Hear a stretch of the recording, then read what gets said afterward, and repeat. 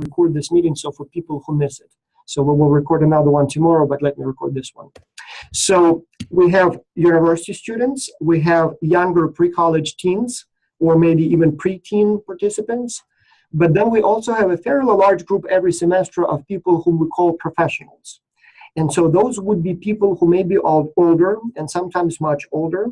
And so they're just not students at a university where X-Culture is part of the program, but they still would like to participate. And so we allow them to participate, in fact, for quite some time. And so they participate in the same program that the students participate. So they go through the same training, work on the same challenges, same deadlines. And in fact, some of them may even be in the teams with real university students. So many of these people would be students who just go to a wrong university, a university that is not participating in X-Culture.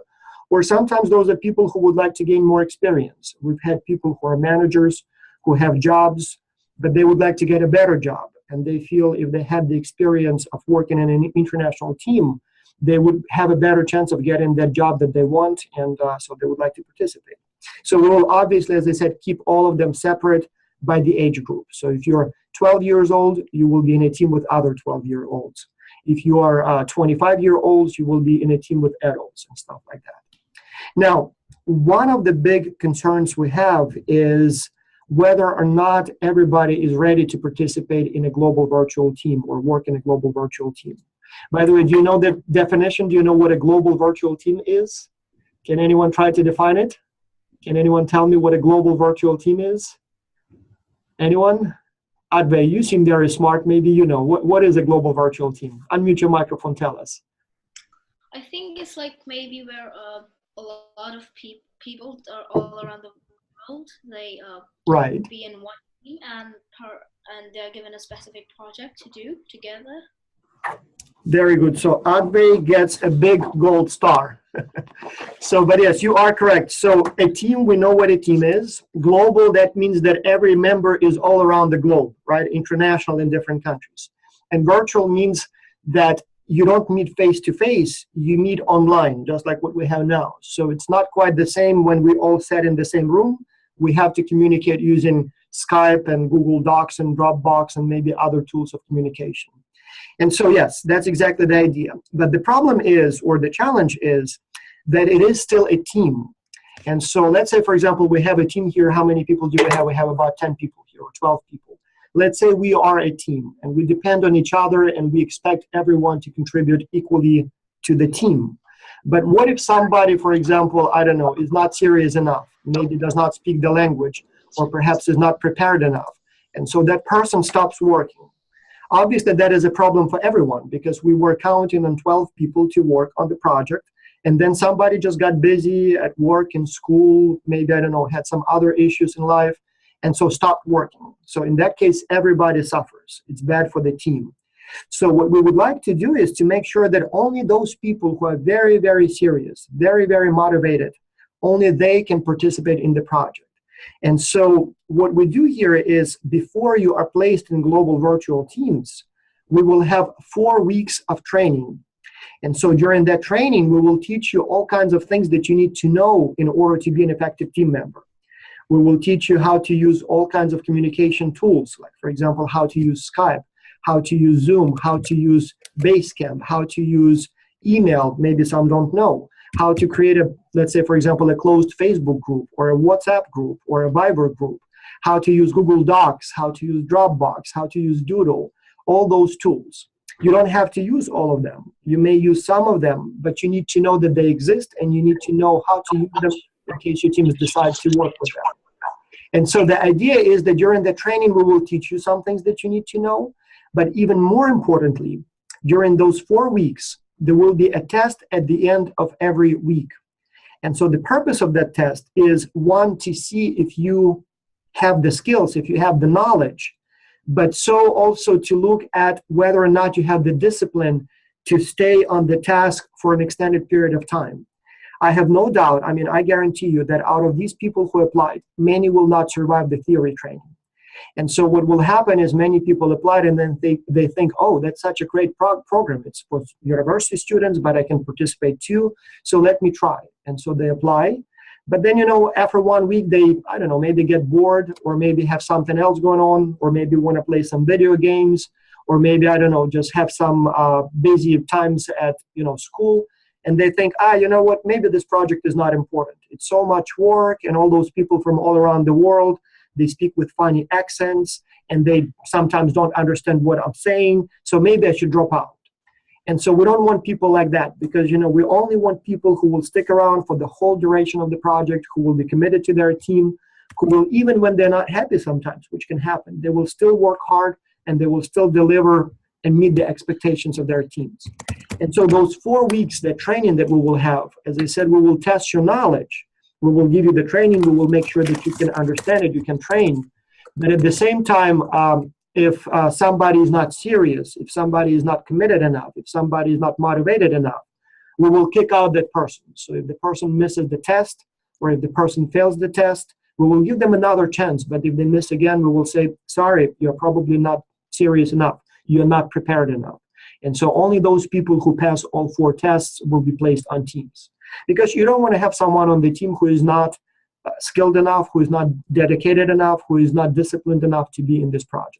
So I have no doubt that all of you will pass. You all seem like very serious, dedicated people, but I'm just telling you how that will go. So you will have 4 weeks of training. And as I said, we will teach you all kinds of things that you need to know to work in a global virtual team. So there will be a total of about 12 training modules, and you will have to take about 2 or 3 of them every week. And then they're not too difficult, so and then you basically take the test. Now, the big question is, so why would I participate in this? I mean, why do I need this? Well, you know what? The truth is that the world is global these days.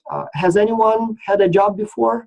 I see most of you are younger, so you probably didn't have jobs, but you probably visited all kinds of companies, and you probably know where your parents work. The truth is that these days, you know, when you have a job, you have to work with people from different countries.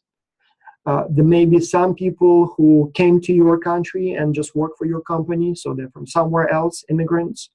Or maybe your customers will be from a different country. Maybe you have a company that provides a service or a product, and some of your clients, some of your customers can be from somewhere else, from a different country.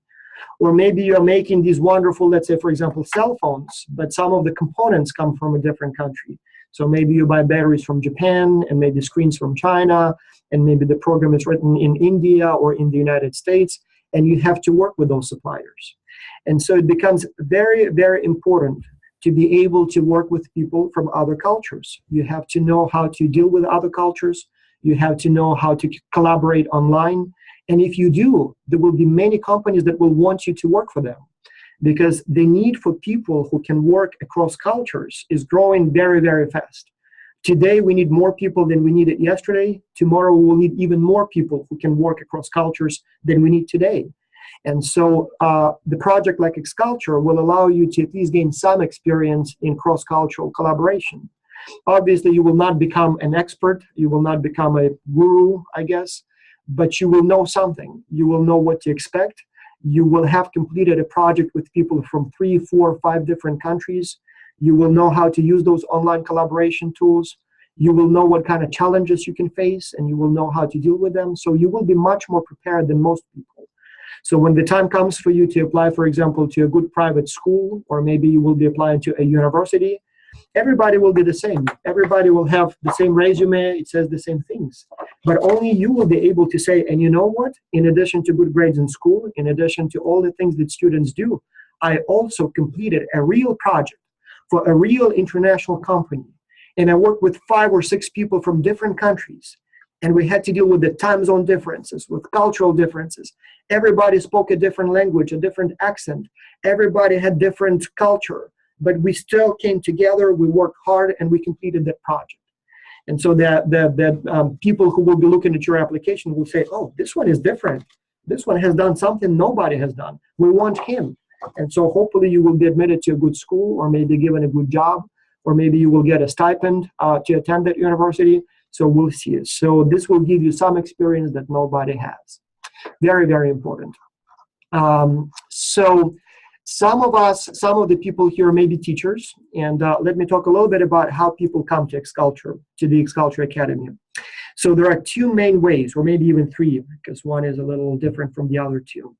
So with the university students, pretty much all participants are signed up by their professors. So there would be a professor who teaches an international business course at a university. And the professor looks at the X-Culture project and says, oh, this is interesting. Yeah, I think my students would benefit from that. And so the professor sends us the application, and we look at the application. Okay, so we have here Professor John Smith, and he teaches at the University of whatever the name. And yes, he looks very serious, and his students look very good, so let's admit his whole class. And so most of the professors would have 20, 30, sometimes even 200 students. We have this semester one professor who has 320 something students, like a very, very big class. And so when we started X-Culture, we thought most of the, X-Culture Academy for the children, we thought that most of the participants will be teachers from school who will come to us with their students. And it turned out to be a little different. So we do have about 12 professors, teachers, school teachers this semester, who have anywhere from 3 to about 25 students. But most of them are not teaching international business. So most of them just thought that it would be a good idea for the students. And so what they did is they sort of created a kind of a club, just like your school may have, like, for example, a chess club, or maybe a basketball club, or maybe, I don't know, perhaps maybe like an orchestra, or maybe some other like football club. And so they thought, let's create an international business club.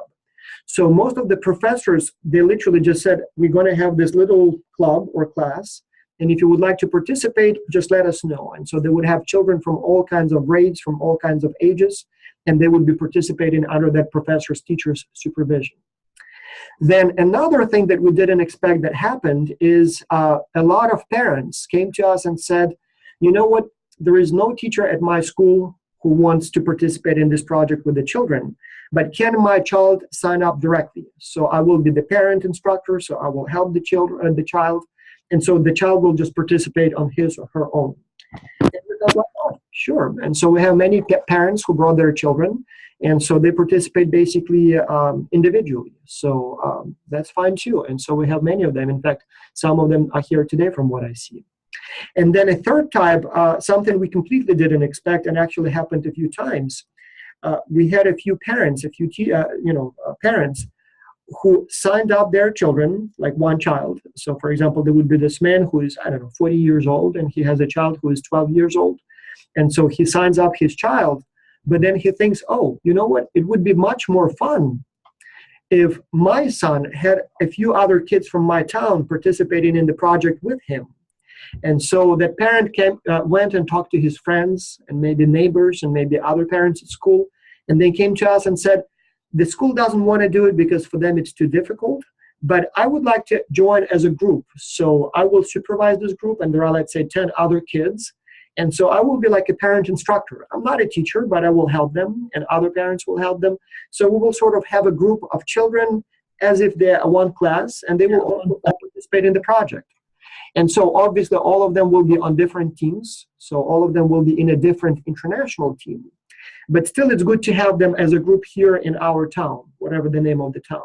We can meet from time to time. We can share experiences. We can talk about, challenges people experience, maybe help each other a little bit. Just simply, talk about what's going on, see what ideas people have. And that will be much more interesting. And we love it. We thought, why not? I mean, if a parent is motivated, if the parent is skilled and has the time to supervise this group, yeah, let them participate as a group. So that's a very good idea, because the children will have friends, and the parents will have friends. I mean, other parents probably are also interesting people. So that's how people can come to X-Culture. Let me pause here for a second and ask you if you have any questions. Anyone? Any questions so far? Anyone? Don't be shy. Yes, go ahead, Mark. Will we have some maybe diplomas in the end of this X-Culture? Yes, of course, yes. Let me see if I have a copy here. I may have a few. So yes, in the end, you will actually receive much more than just diploma. So I have one here. I think that's not the best one. I actually have a good one. Just give me a second, Mark. So I have a few. Let me see if I can find them. Yeah, something like this. It's the old design, but you will have something of this kind. And so you will get actually several different things. That's a very good question. You will receive not only the diplomas, as you say, or certificates, but you will also receive a recommendation letter. The stories that we hear a lot is something like this. A former ex-culture participant is applying to, for example, a job, or maybe to a graduate program somewhere at a university. And he says, I sit in this interview process, and there are 100 other applicants just like me. And it's not going anywhere, and I'm talking about my experience, my grades, and stuff like that. And so the interviewers are not impressed. And then I tell them, oh, by the way, I did participate in ex-culture before, and here is my certificate, and here is my recommendation letter, and that recommendation letter tells how wonderful you are, how hard you worked, how happy your team was about you, how the complicated tasks that you had to solve, many cultures you had to deal with. And then they wake up and they say, oh, show me that certificate. And you show them the certificate, and they look, ooh, this is very impressive. Would you like to work for us? And so they give you a job or admit you to the program. So yes, of course, you will all get the certificates, you will get the recommendation letters, and you will also get your, what we call, cultural intelligence reports. Anyone knows what cultural intelligence is? So we know that Adve is very smart, and he already gave us the answers. Anyone else wants to try? Mark, yes? We will receive the culture and the knowledge of any other people with who we are working with. That's a very good idea. Do you know what IQ is, right? Like how smart you are. So IQ shows you how smart you are. So cultural intelligence sometimes is called CQ. And it's like IQ, but for culture. So just like Mark said, it tells you how well you can work with people from other cultures, how well you can adapt to other cultures, how well you can understand and collaborate with them. And so you all will be taking a cultural intelligence test, and you will take one in the beginning, and then you will take the same test at the end. And we will see how culturally intelligent you are, and then in the end, we will give you your personal report. And again, sometimes when you will be applying maybe to universities or maybe for jobs or whatever else you will be applying to, not only you will be able to show your certificate, not only you will be able to show your recommendation letter, but you will also have this report that will show how smart, culturally smart you are. I mean, presuming that you will pass the test. I'm sure you will all do well, especially on the second try at the end, but we will give you that as well. Now, one thing I should say about certificates is that by default, we will send you an electronic copy of the certificate, of the cultural intelligence report, and the recommendation letter. And you can print them at home and have them on paper. If you would like to get a hard copy, we can also send you a hard copy, but you will have to cover the cost of the shipping. So it may not cost much, but still you will have to cover that, because for some countries, it can be quite costly to send them. But if you would like to get a hard copy, we can send you a hard copy. And by default, everybody will get an electronic copy. So this way you can save it on your computer and you will not lose it. And so whenever you need it, you can always print it out. So, and then on top of that, you will also receive, some of you will also receive the winner certificates. So those we will put probably like in a frame or something like that. We'll make it more like this. And so it's still a competition, right? And so there will be multiple teams, and you will have to all solve problems. And so one of the teams will do a better job than the rest of the teams. And so the members of that team will get special winner certificates, and then we will put them in a frame, and those we will mail to you. So this way you will have something to put on the wall and brag about it. And you will say, I won this big competition, and I was the best team member. And so that's something that people will envy you for. So yes. Any other questions?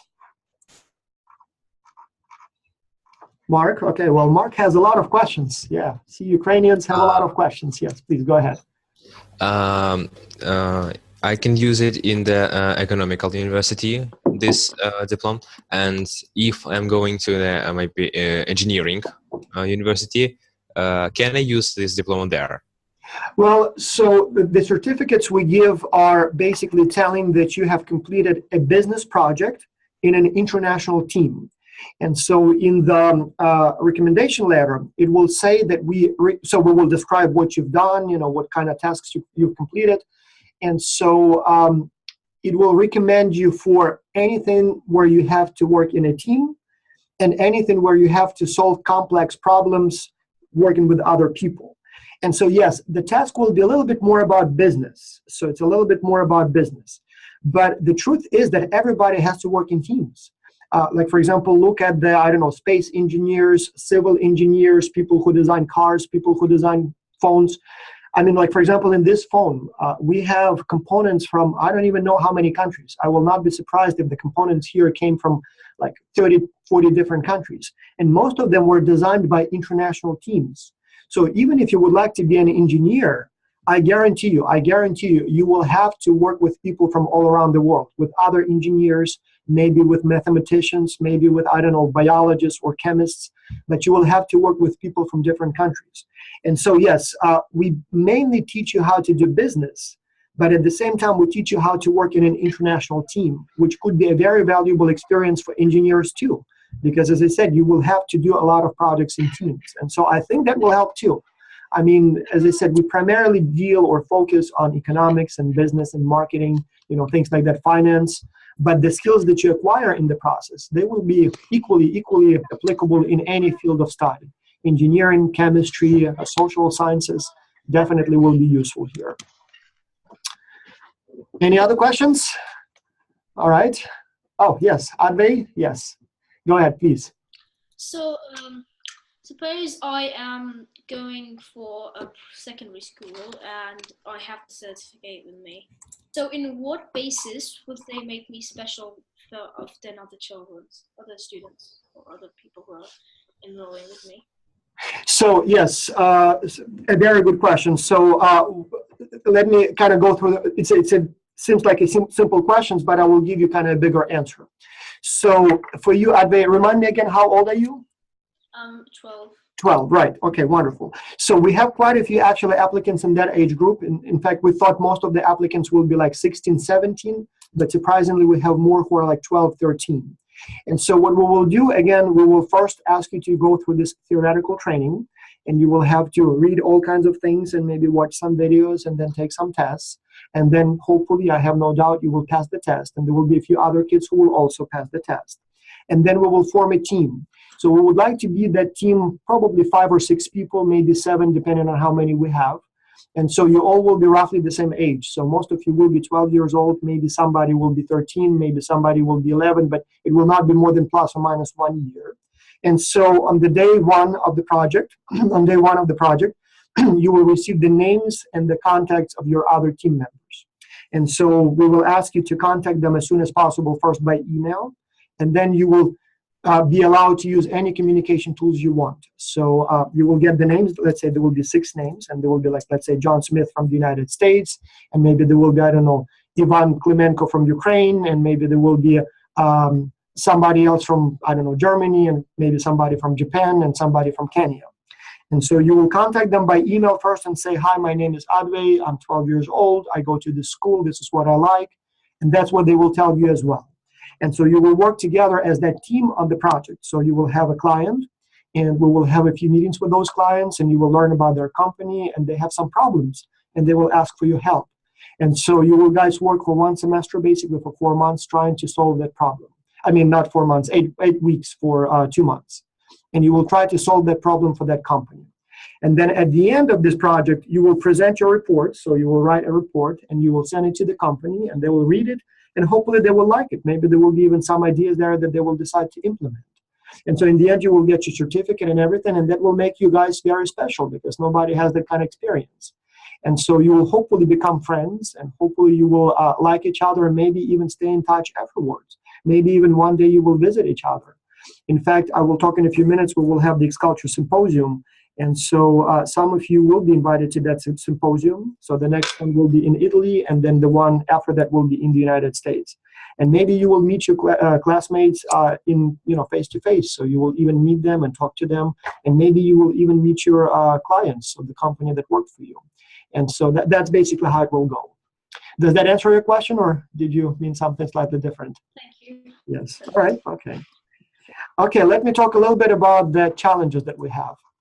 So for the university students and for the professionals, so those of you who are 17 and older, You will have, at this time, there are 7 companies that are participating, and we have another 5 or 6 that are asking to be added to the list of the partners.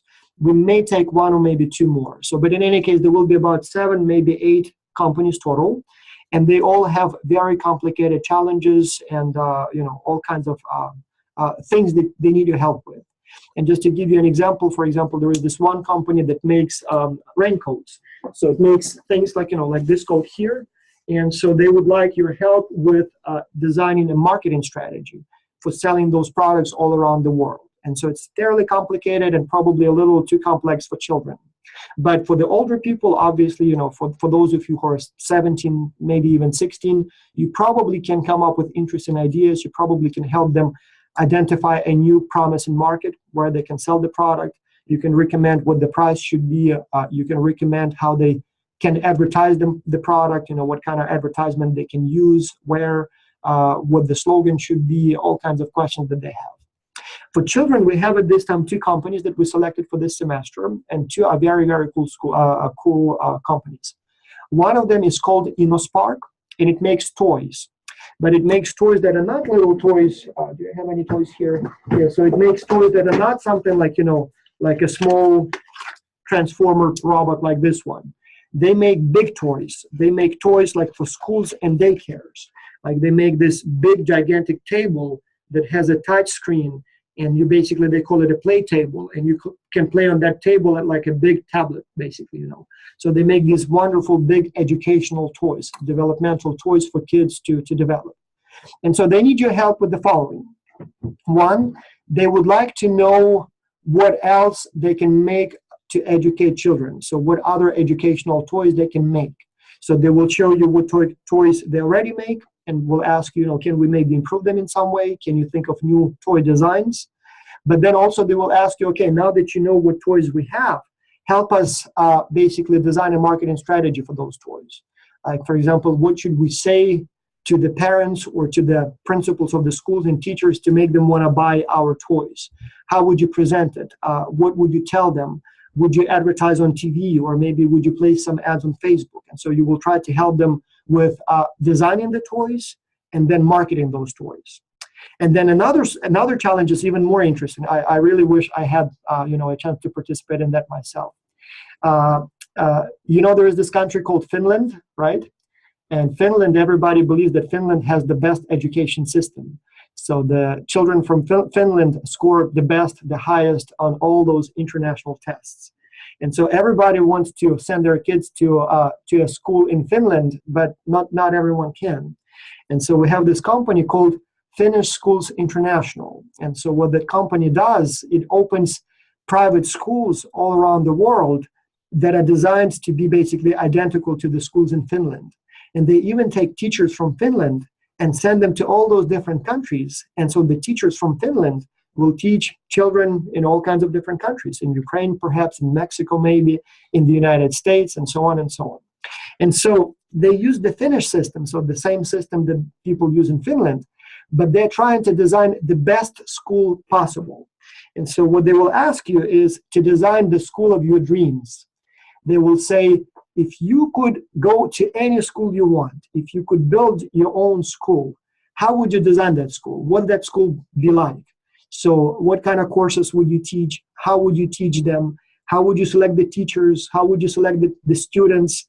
What kind of building would you like it to have, and stuff like that? And so you will have to design a school of your dreams. And then on top of that, you will not only have to design the school, but you will also then have to design a strategy for kind of promoting that school. So you have a school and it's wonderful and it's great, but nobody knows about you. And so you will have to decide what country those kinds of schools probably will be in a good demand, in a high demand. And then how would you convince the parents in that country to send their children to your dream school? And so you will kind of get to design the school, but then basically you will become the manager of that school, and you will have to decide what's the best way to promote it. And you will have to keep in mind that everything costs money, right? I mean, we can design whatever we want, but it's important to also remember that some things may be a little too expensive. So you will have to think, okay, this looks like a cool thing. Like, for example, maybe I want the teachers to be all, astronauts, or maybe Hollywood stars. But those people are very expensive. So you'll have to kind of balance between the best way to go, but kind of keeping in mind that some things may be in limited supply. And so you'll have to design the school in a way that is economically feasible, but at the same time is really, really nice and cool and children want to go to it. And then design a management system for that school. So how would you promote it? How you would manage it? So you'll get to be not a student, but basically a school principal, a school director, or a school manager. And so that will be an interesting test. And so if you come up with interesting ideas, either for toys or for schools, the client organizations may actually take your ideas and implement them. And maybe one day there will be like a school that will bear your name, and it will say, for example, I don't know, like Mark Kazan School, because he came up with the idea and we thought it was so good that we decided to name the school after him.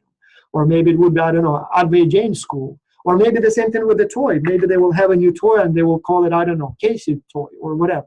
So we'll see. So we'll see if you will come up with interesting ideas, but they're very, very interested in hearing what you have to come up with. So any questions about the task? Which one do you like more? So if you had to decide now, you will have to decide as a team later. But if you had to decide now, would you like to design new toys or would you like to design the schools of your dream? So those of you who like the toy challenge, raise your hand. Anyone want to work on toys? Okay, all right, yeah. Anyone want to work on school design and design the best and most fun school? Okay, well, we have like 50-50. All right. So you will be placed on teams on a random basis. And then obviously you will have to decide as a team. Yeah, so David here says that he wants to design best schools. I wish I could go to a school that I designed because my schools were, not bad, but, many things could have been done better. And so here, big people are asking you for your ideas. And as I said, if you come up with good ideas, they will literally try to implement them. And you will be able to maybe go to that school one day and say, you know what, I designed that. That thing that you see there, that was my idea. So we'll see. Maybe even one day we will take you all to that school. So we'll see. It may take a few years though before it's all implemented. Any questions about the design? The task that you will be working on? All right, let's talk a little bit about communication. So as I said, oh yes, go ahead, Advay. Suppose that we have been put in our teams and we are starting the project. So like some of us are like in a different time zone. Right. So I'm in GMT, and so how like we are gonna do it? That's a very, very good question. That's the most important question of them all. I don't know. You'll have to figure out. The whole point of this project is to put you in that situation where you have to, figure out how to work with people all around the world. I manage a lot of international teams, and you see that? You know what that is? So that's how we deal with the time zones. So when I scheduled this meeting, anyone knows why I decided to do it at 10 a.m. my time? Because those of you who are in Asia, I'm not sleeping yet. It's late hour, but you're still not sleeping. Those of you who are in Europe, for you, it's like what? Like, for example, we have Lviv here. So in Lviv, it's now 5 o'clock and 42 minutes or something like that. So I know that he's probably not sleeping yet, so he's getting ready to go to sleep. And those of you who are in the United States or in Mexico, so for you, it's probably around 10 a.m., maybe 11 a.m., depending on what time zone you are in. And so we have to find the time that works for everyone. In fact, if you will happen to have, a team where you have a guy from Australia and a guy from the United States and maybe one from Germany, there will be no perfect time because the time zone difference is so big that no matter what time you choose for somebody, it will be like 2 a.m. And so you will have to find a way to deal with that. Maybe you will have a meeting very, very early, or maybe very, very late. Or maybe you will have to rely on, like, for example, WhatsApp group. So this way you can communicate not live, but you can type your message now. And then when the guy from Australia wakes up in the morning, so for you it will be late at night, but he will read your message and then respond to it. And then you will read it again. So this way you will have to find a way to communicate. There is this wonderful tool at Bay called Doodle. And so what Doodle does, it allows you to find the time that works for everybody. And so when you want to have a meeting, you will kind of create what they call a Doodle poll. And so you will suggest several different times. And then everybody will look at those times and say, okay, this time works for me, this time works for me, this time doesn't work for me. And in the end, you will have this table and you will see what time works for everybody. And then maybe it will be, I don't know, maybe it will be like 10 a.m. your time, or maybe 10 p.m. your time, or maybe it will be a weekend. And you will see, okay, all right, this time works for everybody. So if we want to have a live meeting, if we want to talk, we will do it at that time. But it will not be easy, I'm telling you. So in the end of the project, we always ask students to tell us, what was the biggest challenge? And the time zones is always the biggest challenge. Anyone knows what's the second biggest challenge? What is it? Yes. Maybe cooperating with the team.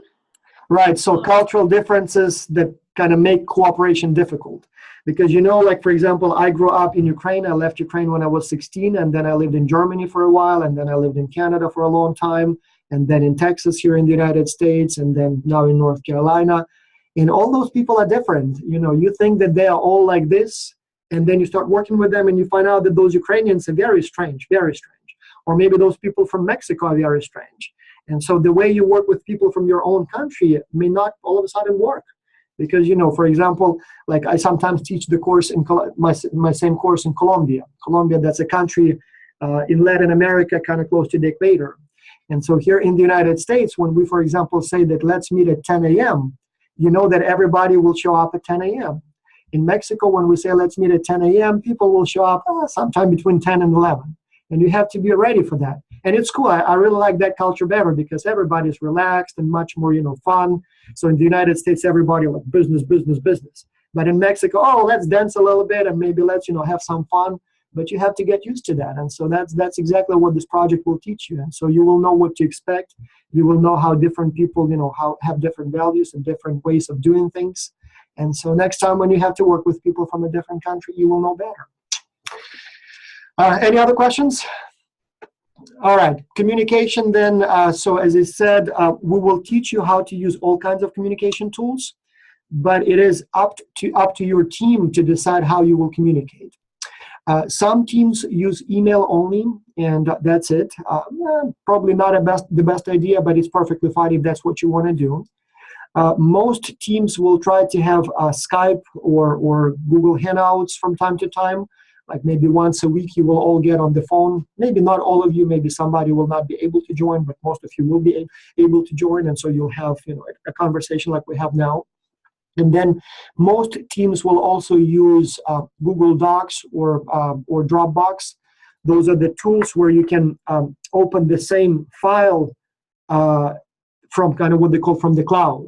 And so there will be only one copy on the file, and you all can edit it. Because when you send an email attachment, what in many cases happens is you end up with multiple conflicting copies of the file. And then it's a whole mess. You have like 5 different versions of the file. You don't know which one is the latest, so very, very complicated. So most teams will use Google Docs or maybe Dropbox, where you have what they call shared files.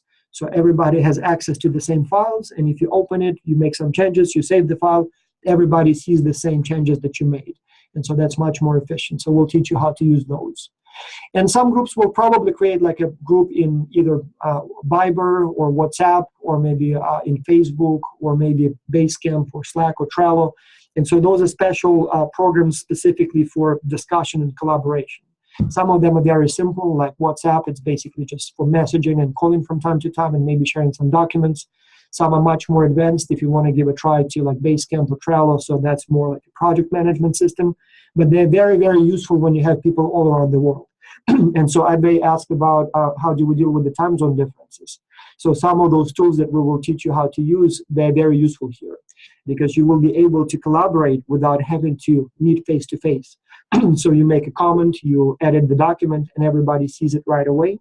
And so you can work on it today, and then somebody wakes up when you go to sleep, works on it some more, then he goes to sleep or she goes to sleep, you wake up and you see the changes in that same file. So it makes it much, much easier to work that way. All right, so time investment. So how much time will it take to complete the project? Let me show you my screen, and I will send you this document right after this meeting, but just to give you an idea of what is expected of you. So let me just find I have multiple screens here, so that would be my screen. So when you will be preparing for the project, so the theory training, you probably will have to spend 2, maybe 3 hours a week working on basically reading the training modules and trying to understand them. Some of you are very smart, so maybe you will be able to go through them in less than 2 hours. Some, maybe especially those who have difficulties with English, maybe will have to take a little more time. And but yeah, expect probably about 2-3 hours per week to go through the materials. And then you will have to take a test. Again, those of you who are smart and speak English fluently and have a lot of experience, maybe are older, you probably can complete the test in like 30 minutes, maybe even 25 minutes. Those of you who perhaps are still less experienced and maybe don't have a very good command of English, maybe for you it will take, I don't know, 45, maybe to an hour. But all in all, expect to spend probably around 3, maybe 4 hours per week during the training phase.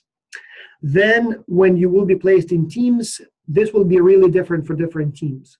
Some of you will be working really, really hard and probably will be spending 2-3 hours a week, communicating with the team and doing some research and writing. So we don't want you to spend more than a few hours a week, but probably, those of you who are more hardworking will end up spending maybe 3, 4, 5, maybe even hours a week. Some of you, unfortunately, will be a little bit less motivated or perhaps busier at school, so they will spend only maybe like 2-3 hours per week, but that should be sufficient. So you will probably have like a meeting once a week with your team, and that will take about half an hour, maybe 1 hour. You will probably write some emails, and that may take, I don't know, like 5 minutes each time or 10 minutes each time, but it will add up to another maybe 20 minutes a week. You will probably have to do some research. Let's say, for example, you're designing this school and you want to know what are other types of schools, or maybe what are other types of educational toys. So you will go online, you will do some research, you will see what else is available, and that may take, again, half an hour, maybe an hour, so depending on how you're interested. So you probably will end up spending about 3, 4, maybe up to 5, 6 hours a week during your practical phase. And again, some people will work a little bit every day, so like maybe half an hour every day. Some people will wait until the weekend and then work a lot on the weekend, so whichever way works for you. Again, it could be also cultural. Maybe some people prefer to work during the business week and some people prefer to work during the weekends. And then in the end, when you submit your reports, we will still have a little work to do afterwards. So we will try to have a conference where the teams will be asked to present their work to the client organizations. So you will be asked to basically present your wonderful ideas. And then that shouldn't take more than an hour, but again, with the preparation and everything, it may take, a few hours of your time during those 4 weeks. And we will also ask you to write a paper where you sort of reflect and discuss, your experiences. And so again, some people are very smart and can probably write that in an hour or 2. Others probably will want to think a little bit more about it and will take a little bit more time. But yes, it will probably be another maybe 2-3 hours per week during those 4 weeks when you finalize the project. So all in all, over the next 4 months, you will probably spend about 40 hours to 80 hours, depending on how much time you would like to put in it. For the parents and the teachers, it will be a little bit less time. But we still expect them to do some work. So they will obviously have to kind of monitor and see what students do. So ask students, so how are you doing? Are there any problems? What are you working on? Would you show me, for example, your correspondence with your team members? I just want to make sure that everything's good. Do you need any help with the test? Do you need any help with understanding the training materials? Do you need any help with understanding the questions that the team has to work on? So I would probably say that as a teacher or as a parent, you have to spend maybe, I don't know, an hour, 2 hours a week, monitoring your child. This semester, for example, I have 82 students in my own class, and they participate in the university version. So what I do is we do some communication with them by email, but I have 2 lectures every week. And so what I do is I dedicate like 20 minutes at the beginning of each lecture to this project. So at the beginning of each lecture, I would ask my students, so how's it going? Do you have any questions? Do you have any problems? And so they would share the experience with me. And so that, adds up to probably about an hour a week that way, and then maybe another hour by email when students have questions. So that's roughly how much time we would need. Yeah. So there is a question. I see that there are some questions that came to me in the chat. So Lacus, I believe Lacus Lapis, if I read that correctly, so is asking, did you talk about the test and the language? Well, language, everything will be in English, obviously. And so the reason for that is, we have to have a language that everybody understands. And so as you see, we have people from all around the world. We have people from Ukraine, from India, from Mexico, from Hungary, from Japan. So just about any country you can think of. And obviously, all those people speak different languages, right? And so what we do to understand each other, we use English for now. Maybe in the future, we will also have a version where everybody speaks Spanish or French, but for now, it's only English. And so the test, as I said, so during the next 4 weeks, you will have some training that you have to complete each week. And so there will be, in most cases, it will be a written document that you can just read, but we will also try to create maybe some videos that you can watch. And then the test will simply ask you about those training modules. So for example, if 1 week you will be asked to learn how to use online collaboration tools, the test will ask you, for example, what is Dropbox? How does it work? Or for example, when is a good idea to use Doodle? What does it do? And maybe how to use it. And then next week, maybe it will be about cross-cultural communication. So then the questions will be, so what are the challenges of cross-cultural communications? How cultures are different? And so those are the types of questions you would be, yeah. All right. Edbe, go ahead. You have a question? Did you raise your hand? Oh, no? No, okay.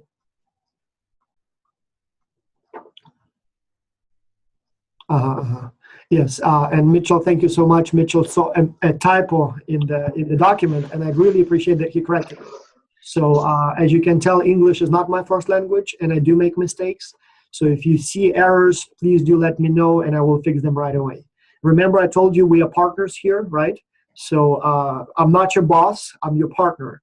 So if you see that I make a mistake somewhere, or if you see that something's not right, don't only design the school of your dream for the Finnish Schools International, help us also design the school of your dream with X-Culture. So anything that you think can be improved, let me know. And if you see a typo, send me an email, I'll fix it. It's better to be embarrassed one time when you show me the error than 1,000 times when people read the document and see the same problem. All right. Any other questions before I proceed? Yes, go ahead, Mark. We will be like troubleshooters. Some company will send us their problems and we need to solve them. It's like they have problems in the factory with finance and we must still solve it, yes? Yes, so let me show you again. Let me share my screen in a second. I will show you what it looks like just to give you an example. So for example, this is a challenge for one of the challenges for our students. Let me share the screen. And this one is presented by a company called Escape. And so they make raincoats. They make colorful raincoats. And so you will have a document that looks like this. It may have quite a lot of pages. And so here it will have a company description, like what they do and how they do it. Sometimes there will be pictures. And this one, there is no picture. Actually, we should have added some pictures. But then after the company is described, you will have a challenge. And so this company asked for 3 things.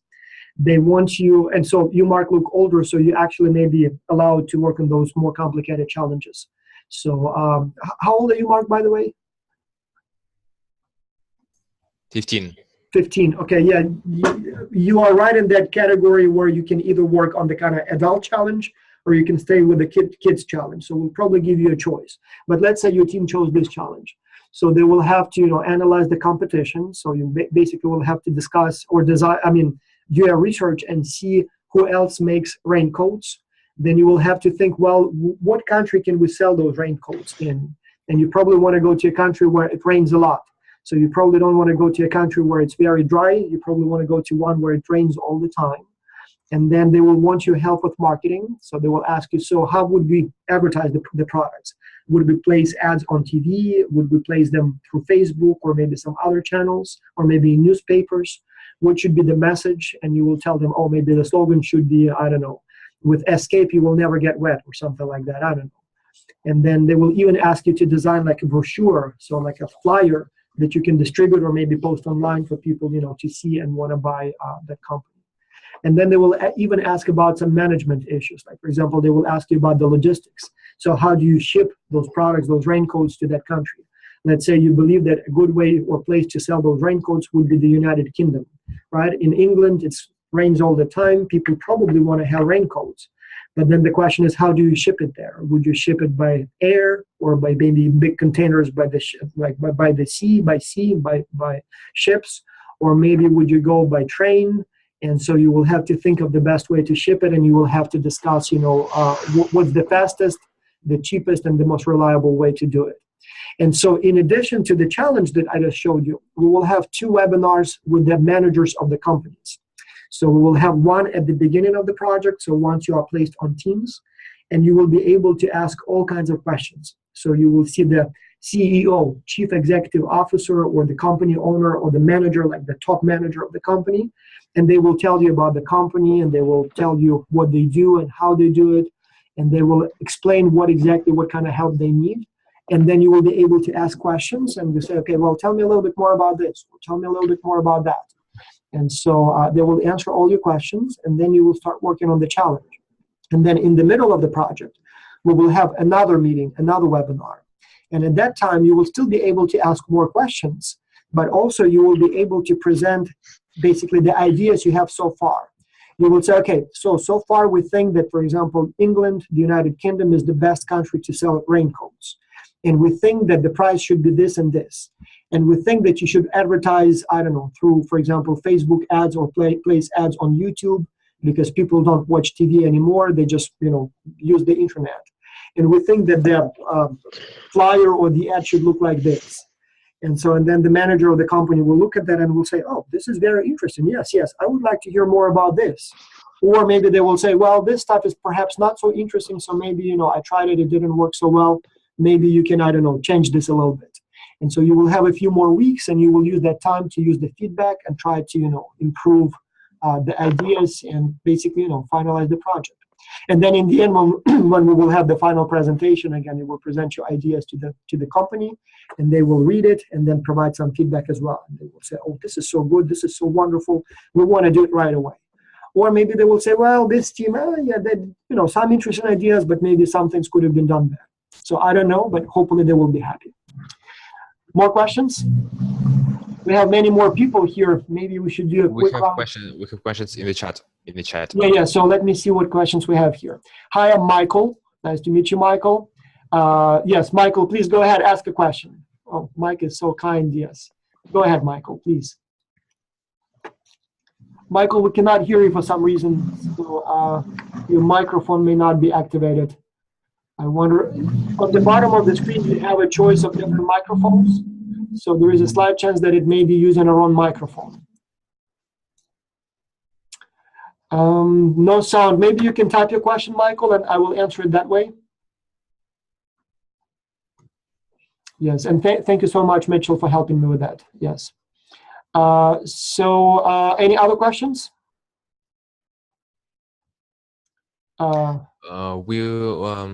In what format we will send the questions back? Solve the problem back. So it will be a report. Let me see if I have a few copies here. It may look something like this. It's one from a long time ago, but it would be like a report. And obviously you will submit it electronically. So we use this program called Turnitin, and it's a program that allows you to submit your work. But one thing it does also, it checks your work for plagiarism. Anybody knows what plagiarism is? Anybody? Advey, I know you know. You've been answering all my questions. Let's see if anyone else knows. Michael knows, but Michael, your microphone is not working. Yeah. Anyone else knows what plagiarism is? Anyone? Don't be shy. No. All right. Well, Advey, tell us what plagiarism is. Plagiarism is the act of using someone else's work without giving them any credit or take. Yes. This is a perfect, this is literally a perfect answer. I mean, definition, I promised you a gold star, so now I'll give you a real gold star, not just a, so gold star. You are absolutely correct. Yes, that's when you take somebody's work and claim credit for yourself. So you did not credit, you did not properly cite the source, and you say that was my idea.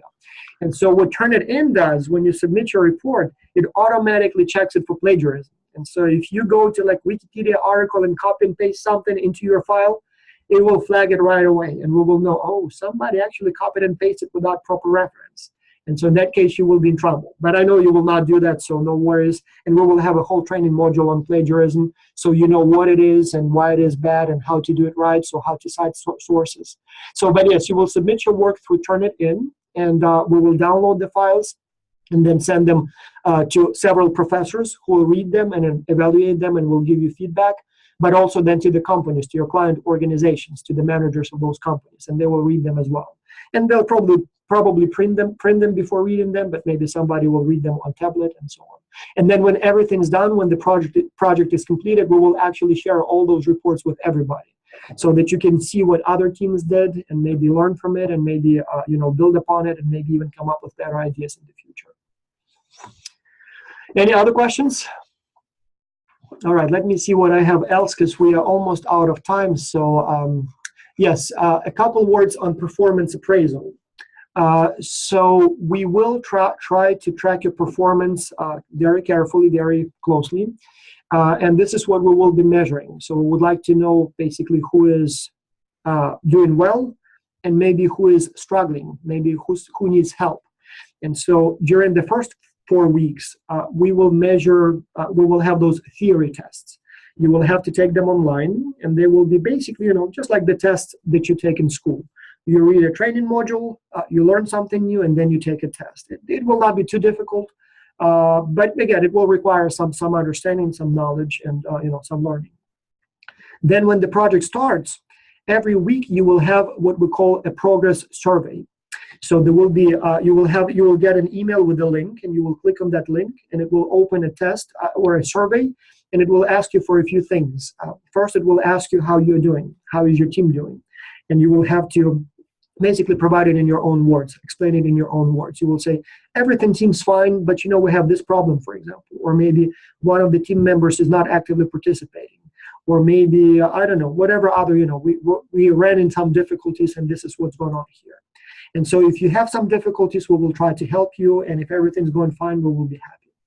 But then you will also have to do what we call peer evaluations. Does anyone know what peer evaluations are? Advay, I don't want to talk to you anymore. Let's see if somebody knew.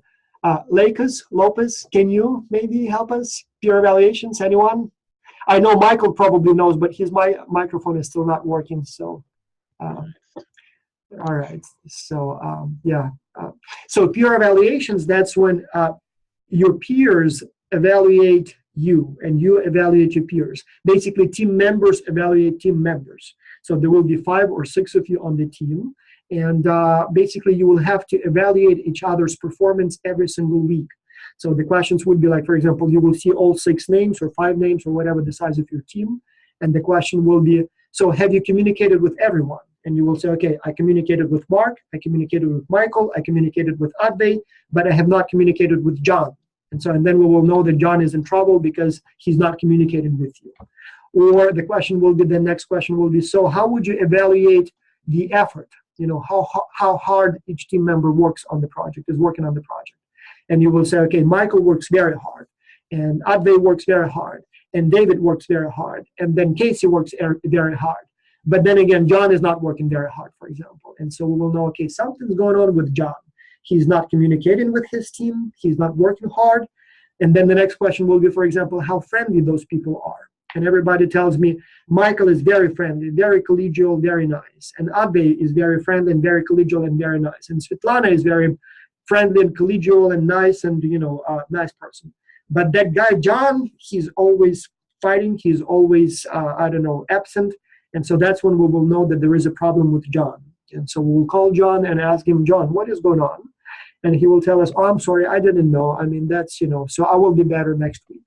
And then next week we will do the same peer evaluations, and you will evaluate each of your team members, and we will look at the numbers and, oh, John is doing very well. So now John is working hard, John is friendly, John is trying to help with the team coordination, so we are happy. So John is doing very good.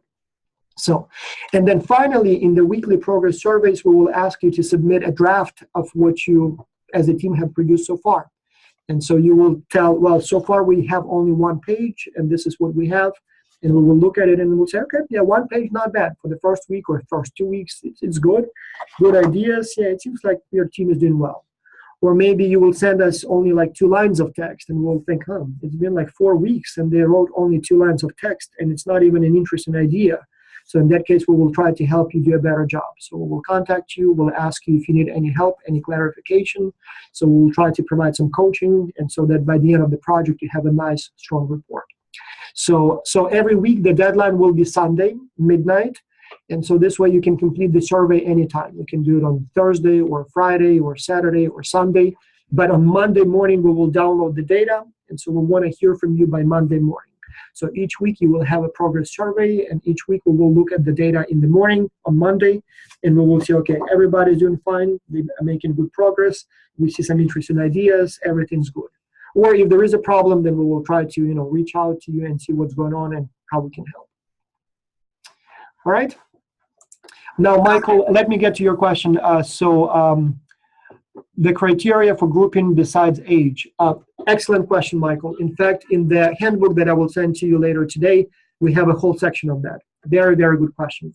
So the main goal when forming the teams is to maximize diversity. So we would like to form the teams in a way where everybody is from a different country. But then when we deal with the university students, we don't worry about the age, because everybody is like in their 20s, 30s, roughly, like not that different. Like if somebody's 25 or 35, the difference is not that huge. I mean, all of them are mature adults, and so they can work together. Just like in a company, like when you visit your parents' companies, you see some people are younger, some people are older, but they work together. But when it comes to children, to kids, obviously we have to take age into account. Because somebody who is 12 years old is very different from somebody who is 15 years old. And so we will try to form the teams by age, so that everybody is roughly the same age, maybe like a year older, a year younger, but roughly the same age. And so we will try to form the teams in a way that it's the same age, but as many countries as possible. And so the only thing I cannot know at this time is if we will have, how should I put it, what will be the balance of or number of people from different countries. At this time, we have a nice multicultural group. As I said, we have over 100 people, and so that's exactly what we want. And everybody or most people come from different countries. But I don't know, maybe people from some country will do much better during the training period, and maybe some people will drop out. And so if we end up in the end maybe with, I don't know, more people from Ukraine, maybe there will be 2 people from Ukraine on each team, and maybe one of them will be from like Kyiv and one will be from Lviv. Or maybe we will have more people from Kenya, for example. In that case, maybe there will be 2 people from Kenya on each team, or maybe the United States. So we will have to see how many people we have in each age group and from what countries they come from. So we will definitely have multiple countries on each team, but depending on that final numbers, we will have to perhaps maybe sometimes put 2 people from the same country on one team, so we will have to see. Ideally, in this round, we would like to have probably about 10 teams, each like 6 or 7 people. But we will have to see. As I said, at this time, we have about 200 names on the list, but I guarantee you that some people will not survive the theory training. There will be some people who will lose interest. There will be some people who will find it to be too difficult, too hard. There will be some people who will realize that maybe their English is not good enough. There will be maybe some people who are just, I don't know, not smart enough to pass the test. And so we will probably lose quite a lot of them over the next 4 weeks, but I hope that all of you will survive, and I would like all of you to be able to participate. And so I hope we will have a good-sized group and enough to run the tests here, and we will see how it goes. But yes, the main rules, Michael, will be same age, as many different countries as possible. Any other questions? Yes, Gemma, please go ahead. Yes. Okay, so just a quick question about the parents' role or parents' help. Yes. We as a parents clearly will need to give some helps to our kids if they are just of age 9, for example, as in exactly. 9. So what do you recommend? To what extent can we help them? Or clearly in the beginning, we need to give some more serious help than in the phase. This is a very good question, and honestly, I cannot fully answer it because it's the first time when we have a sizable group of children with and parents, and so we will have to see. My own 2 children will participate. My daughter Sophia is 10 years old, and my son Maxim is 13, and both of them will be participating as well. I just want to kind of not only see the project from their eyes, like my role as a coordinator, but also my role as a father. And so what I plan to do with them, and I guess that's what you probably should also kind of plan to do. Obviously, in the beginning, when they will be going through the training, I will make sure that they read it on time. So we will sit down probably, from time to time, maybe before they go to sleep, or I don't know when they do homework, and we will together go through those training modules. So with Maxim, he's 13. I probably can just tell him, don't forget that this week you have to go through these 2 training modules. And he'll probably will be able to do it on his own. I don't have to worry about it. With Sophia, she's only 10. I think I will have to literally sit down with her, and she speaks English obviously, but I may still have to go with her and kind of she reads it, and then I will ask, so did you understand this? Do you need any help? Do you need any clarification? Maybe she will say, okay, this is clear, but I'm a little confused about this stuff. And if so, I'll probably will have try to help her a little bit to understand it. And then again, when the time comes to take the test with Maxim, I probably don't have to worry about it. He will remember to do it on time. He will check his email, click on the link, take the test, and will just tell me that I'm done, everything's fine. With Sophia, she's a little, still too young, and she may not be able to, remember everything. So I think closer to the weekend, I will say, Sophia, did you not forget that you have a test this week? And make sure that you take it. And so maybe even go to the email account with her and say, okay, this is the link you need to click on. And it will open the test, and I will say, all right, so let's see if you can answer the questions on your own. And if she runs into problems, maybe I'll even help her a little bit. Again, obviously, we want her to do it on her own, but if she says, okay, I don't understand this question, maybe I'll explain her the question. I will not give you the correct, will not give her the correct answers. But, if she says, okay, I don't quite understand this question, I will say, well, remember we read about this, maybe you want to look at, your training module and see if you want to, read it one more time before you answer the question. And so then she will answer it. We will not time the tests, so the children can take as much time as they want. So they literally can take the whole day or several days. So this way they can read a question, go and read the module and, find the answer and then, Thanks, Austin. Yeah, but then when the project starts, again, with Maxim, I trust him. So I probably will not even keep an eye on, the communication and, whatever he does. I think he will do fine, and he already communicates with people all around the world, and, he plays all those video games with people from all around the world. So I wouldn't worry too much about him.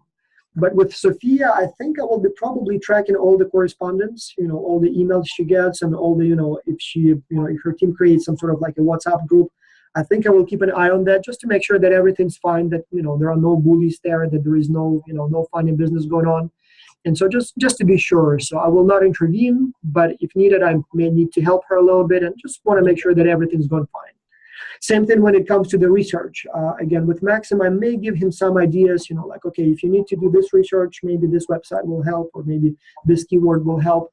With Sophia, I think we'll have to sit down together most of the time. And so if she's trying to find the country where, it rains most, or where people might want to send their kids to the Finnish or school of her dream, maybe I'll literally sit down and say, okay, Sophia, let's think together, and then help her a little bit with that. And when she will write the report, again, I will ask her to write it on her own with her team, but I will probably check it for errors in the end, if she misspells some word, or if she needs some help with formatting it so it looks nicer, I'll probably help her. And again, I will not fix it for her, but I will say, you know what, Sophia, maybe it will be better if you use the same font, same size throughout the document. So let me show you how to do it. Or maybe it would be better when the structure of the document was like this. You first do the introduction, and then you explain this, and then you explain that. So I think it will be more logical. Do you think it would be a good idea to change it? And maybe she will ask her team. So I'll probably try to be involved a little bit more with the younger child, and the older one will probably do fine. And for parents of children, like, for example, Mark, he's 15, I don't think he needs any supervision. So, obviously, I would like his parents to be involved, but I don't think he needs that. So he seems to be as smart as my students. So something's telling me that he will be able to do it on his own. Or I see some other people who seem older, so I don't think those who are 15, 16 need any supervision, but we will still keep an eye on their progress. And as I said, if something goes wrong, if, maybe some conflicts, or maybe some misunderstandings, or maybe even bullying, who knows, it can happen. We definitely will monitor everything and will intervene once we see any signs of problems.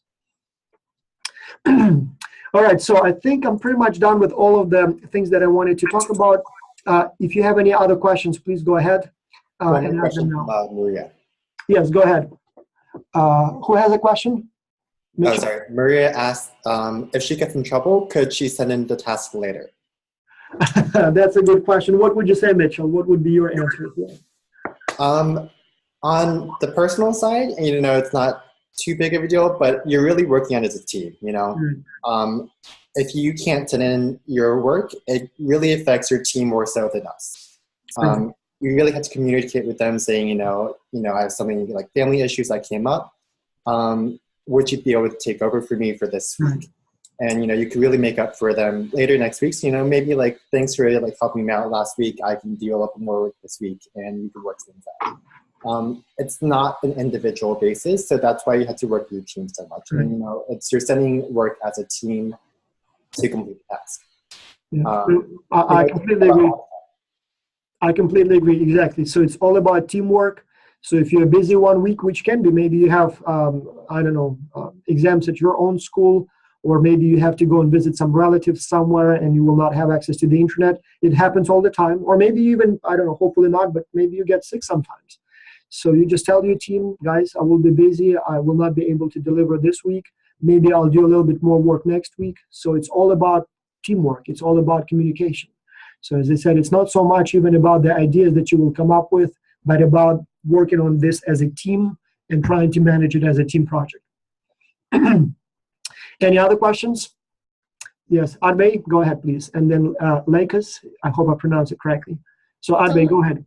Suppose that this person, John, and he's 12 or 13 years old, but his level is for a 15 or 16-year-old. So how are you going to do it? You're asking a very, very good and difficult question. We had a discussion about that. So there may be some people, in fact, you look much more mature than 12-year-old. I mean, you actually, literally, you seem to be as smart as my students who are 23 years old. And so, and then the question is, should we put you on a team with people who are older or not? And I don't know how to answer that. Would you like to be on a team with older people, or would you like to be on the team with people of your own age?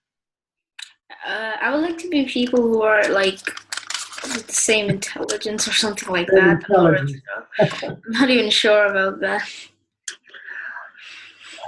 I don't know. This is a difficult question. Well, first of all, it's hard to decide, who's more intelligent. Is it the person who does best on the tests? Is it the person who is most motivated, or is it something else? I think we will still go by the age. And the reason for that is, you may be, like intellectually, you may be as smart as the 25-year-olds.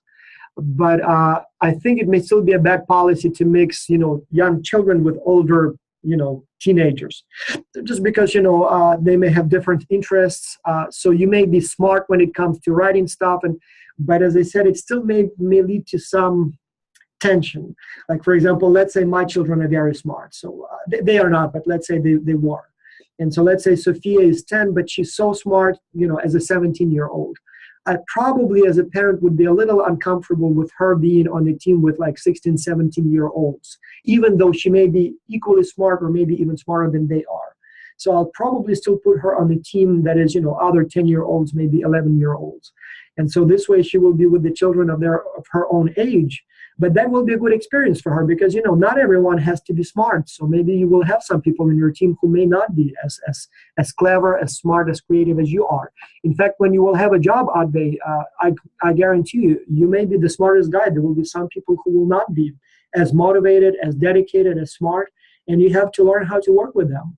I mean, you may sometimes have to help them a little bit. You may have to explain things to them. You may expect them to do a little less. That's part of the game because, no matter what company you work for, not everyone is going to be a genius there. Even if you work like for Google or Microsoft, even there, I bet not everyone is a genius. And you have to, learn how to deal with that. You have to, manage them. Maybe you will become a leader of the team. Like if you turn out to be a little bit more active, a little bit more smart than others, smarter. So maybe you will take a role as a manager, as a leader of the team and help them. So I think we will try to keep it more or less within the same age group, but we'll have to see. So if somebody will be like way off the charts, like so smart, maybe we'll promote that person to a little older team. So, but we'll have to see. It's a difficult question, an ethical one as well. So good question though. Yes. Any other questions? Yes, Mark, go ahead. I'm 15 years old and I live in Ukraine and I study in school with not a very good English level.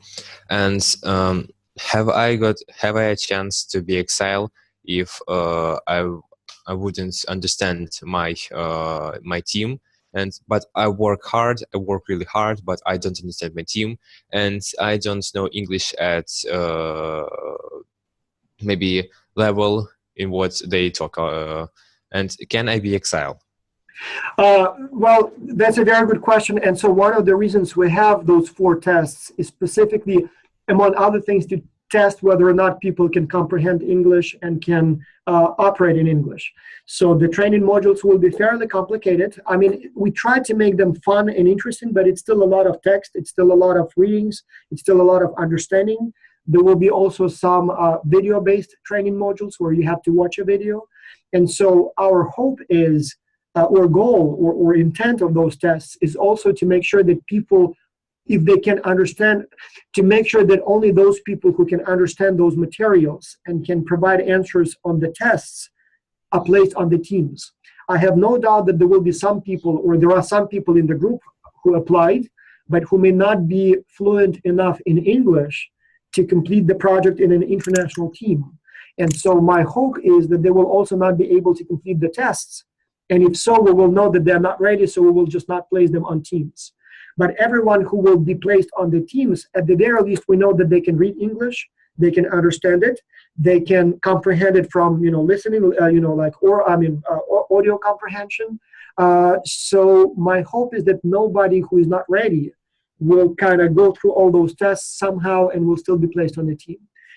In the worst case scenario, if you have someone who is not as fluent as you are, I believe everybody should be conversational enough to be able to communicate. But if something happens, like if the person is right on the edge, kind of passed the test but still needs help, I guess we'll have to help them. So maybe they will have to work a little harder, maybe spend a little more time on reading the text messages that you send them on the materials.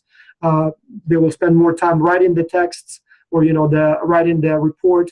They may need to solicit help of their parents or maybe other friends, but in the end they will have to find a way to operate. So we will try to screen for this, filter out people who are not ready. But if somebody still makes it to the team and is not as fluent as you would like them to be, we'll have to work with that. If somebody turns out to be completely incompetent, yes, we will, as you said, exile that person from the project. We will kick them out. But in my experience, it's been over 40,000 people who have gone through this project. Language is in fact never a problem. So people always speak enough to be able to communicate. In most cases, the biggest problem is something else. Can you tell me what that is? Do you know what the biggest problem is? Like a problem that happens, it's still not very frequent. It's only like a small percentage of the people, but it does happen. And most teams will have at least one person like that. Do you know what that is? We call them free riders. Do you know what a free rider is? Like a person who wants to get a free ride. So often a team may have someone who is not working hard, a person who is placed on the team, but basically just sits and watches and doesn't do much. And so those are the bigger problems. So as long as a person is motivated and is trying his or her best, language should not be a problem. But the bigger problem is someone who is not trying best, his or her best. So sometimes you would have a team member who just, I don't want to call them lazy, but there may be some people who are just, not disciplined to do some work every week, not motivated enough, perhaps, maybe just, not interested enough, or maybe just get busy with other things. And so that's when that's a real problem. And so I would like you to tell me right away about people like that. So if there is anyone on your team who is not participating every week, so we will try to do something about that. We will try to help that person, maybe provide extra guidance. And if the situation doesn't improve, if somebody is not working, 1 week is not working, another week is not working, in that case, we may have to exclude that person from the team.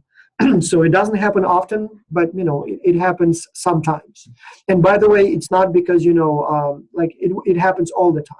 Talk to your parents. Your parents probably have to work on teams from time to time at work, and in every team there is always someone who's just not serious enough. And so that is a bigger issue. All right, so let me give you a couple more things and we will stop here. So one, the X-Culture Symposium. So twice a year, we invite our best students to the X-Culture Symposium. And we've never done it for children yet, just because we've never had children. But we will do it this year. And our next symposium will be in Italy, in a town called Macerata. It's the basically cradle of the birthplace of opera. You know what opera is, right? When people sing, so like la la la la. And so the city of Macerata claims that opera came from Macerata. And so we will have a couple of companies that will work with us, and we will have all kinds of workshops and seminars, and we will visit the companies and talk to the managers, and we will teach you how to write a resume and how to do a job interview, all kinds of interesting things. And we will probably even have a tour to Rome, because it's just a few, like about an hour away, and then a tour to Venice so that you can see, you know, all those canals and stuff. So it will be in Italy in July. And then another one will be in Nashville in Tennessee in the United States here in October. And so the best members of the best teams will be invited to those meetings, to those symposia. We will even try to give you some travel stipends. No promises at this time, but we will see. We will try to organize something. And so if you work hard, you will be invited to the symposium. And yeah, and so we'll see how it goes. It's designed mainly for the older students, but again, I'm sure many of you will benefit from that sort of training and exposure as well. And I think this is all I wanted to say. I will just only one more time reiterate, especially for the teachers and parents, but also for the students. You know, sometimes you go to a store and you pay and you get a product, like for example, a phone or a cup, right? And you go home, and so the store sells you the product, you pay, and everybody's happy. Or if you go to a private school, you pay for your education, and they deliver the service. And if you're not happy, you complain, and basically, you know, or not do business with them anymore. Xculture is not a business. We are not a service provider. We don't work for you. We work with you.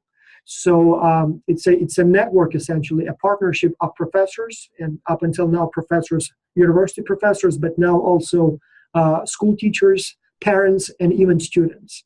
And so please do not see yourself as a client. Please do not see yourself as a customer. We are, as I said, partners. So we are all in it together. I do a little bit more coordination, but then somebody else helps with other things, like Mitchell, for example, helps us a little bit with recruitment, with the project design. Some teachers help with conflict resolution. If there is a problem, you know, we have a couple of professors who are trained specifically how to deal with those problems. We have some professors who organize the symposium in Italy, and then another professor organizes one in Nashville. We have some professors who helps us with the design of the documents. We have some partners who help us with the graphic design. We have another professor who helps us with the website design. So everybody helps as much as they can. And so everybody tries to be, you know, part of this team. And so, as I said, if you see something that is not right, help us. Like, for example, if you think this webinar could have gone better, maybe it should have been led by somebody else who has, you know, better pronunciation than I do. Maybe, you know, if you can do that, maybe volunteer and maybe you can do the next one. Or, for example, if you believe that Zoom is not the best way to, you know, not the best program for the webinars, maybe there is another one that is better. Let us know. We will take a look at that. Maybe that's what we'll use next time. When you're reading the document, if you see a typo, when you see an error, or if you think that some question is not explained in detail, let me know. I will try to do it better, or maybe even send me your suggestions. Send me the correction, or maybe send me the, you know, different wording or explanation. Or if you are very good with like graphic design, and if you think that the training materials can be designed better with better pictures, maybe with the better, you know, background, again, help us with that. We will appreciate that very much. So we are in this business not for money. As you know, first of all, we don't charge much. Those of you who cannot pay much, we even allow you to pay even less. And then there are even some teachers who participate for free. So we have some teachers who came to me and said, I'm sorry, we just cannot afford it, but we want to participate. And so we said, well, all right, that's fine. So, but the deal is that you have to kind of contribute in other ways. And so see yourself as a partner. So we are in this together. And so anything that you see that is not right, instead of complaining or getting upset, try to help us improve it. And so hopefully together we will be able to do it better. So I'm going to stop here. If you have any other questions, please. Oh yeah, so there is a question from Michael, in what other capacity we can be involved. Excellent question. As I said, first and foremost, anything that you see that needs improvement, help us improve it. I mean, as I said, from correcting a simple typo to maybe taking on a whole different, you know, like a role. Like, for example, as I said, maybe you would like to help us with organizing the webinars, or maybe you would like to help us with designing the training modules, or maybe you would like to help us with, I don't know, organizing some sort of a session at the symposium in Italy. You know, as I said, we will have like how to write a resume or how to do a job interview. But maybe you have an idea for something else, and maybe we will add it as a session.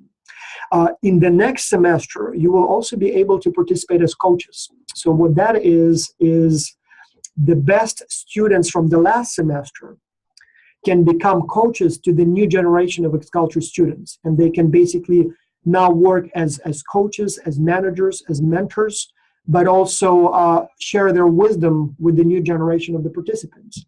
And so those of you who will do a good job, you will be allowed to become basically sort of like a manager, like a coach to the new generation of teams. And so you will use your experience from the last semester, and you will help the new students do well in the project. If they have a difficult question, maybe you can help them. If they don't know how to do some things, maybe you can explain to them. So that will be a good experience for you.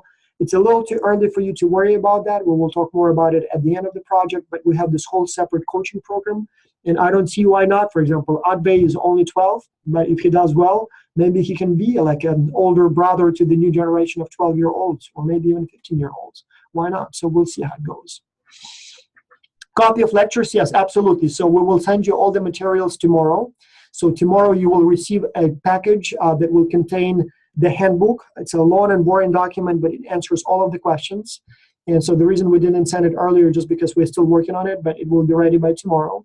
Then you will also receive the training modules for the first week, and you can download them, you can print them if you want, you can read them on the screen. As I said, there will be some training modules that will be videos, and so you can just watch them on the computer, and obviously parents, teachers will get copies and obviously will be able to see them as well.